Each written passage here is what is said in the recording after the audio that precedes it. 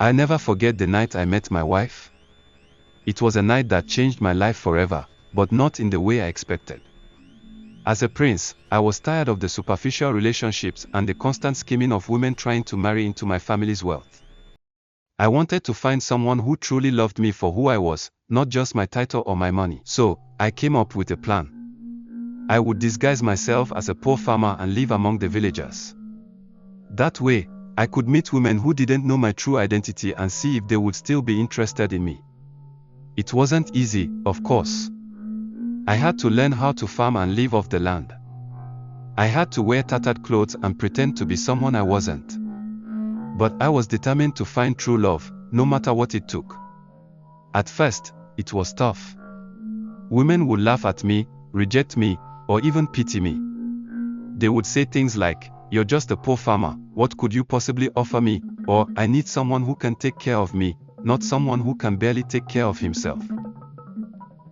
I was humiliated, but I didn't give up. I kept trying, kept meeting new women and hoping that one of them would see beyond my disguise. And then, one night, I met her. Her name was Neoma, and she was a beautiful young woman who lived in the village. We met at the local market, where I was selling my farm's produce. She was kind and gentle, with a smile that lit up the entire market.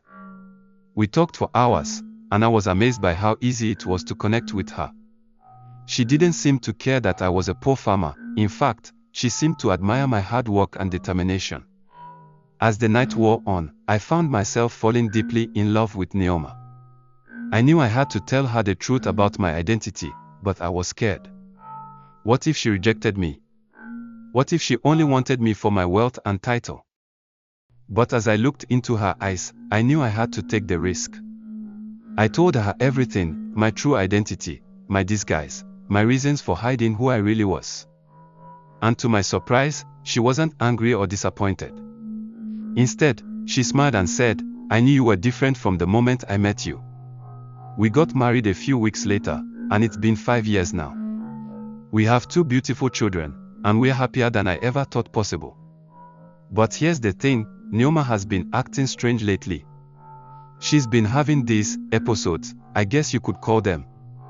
She'll just zone out, staring off into space like she's seeing something that's not there. And when I ask her what's wrong, she just smiles and says, "I'm seeing the truth." I don't know what's going on, but it's freaking me out.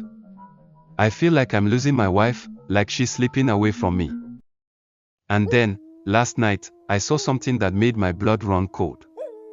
I was walking through the village when I saw Neoma standing in the shadows, talking to something. I don't know what it was, but it wasn't human. When my eyes locked onto Neoma's face, I felt a shiver run down my spine.